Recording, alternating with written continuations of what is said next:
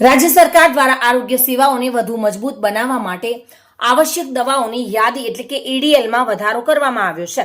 વર્ષ 2025 થી 26 માટે 150 નવી દવાઓનો ઉમેરો કરવામાં આવતા હવે કુલ દવાઓની સંખ્યા 1386 થી વધીને 1479 થઈ ગઈ છે।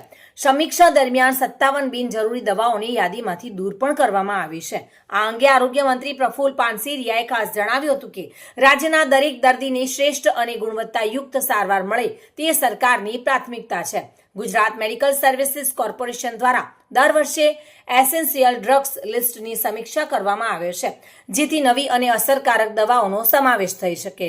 રાજ્ય સરકાર દ્વારા આ યાદીમાં સમાવિષ્ટ તમામ દવાઓ અને સર્જિકલ આઇટમ પ્રાથમિક આરોગ્ય કેન્દ્રોથી લઈને મેડિકલ કોલેજ સંલગ્ન હોસ્પિટલોમાં દર્દીઓને વિનામૂલ્યે ઉપલબ્ધ કરવામાં આવશે।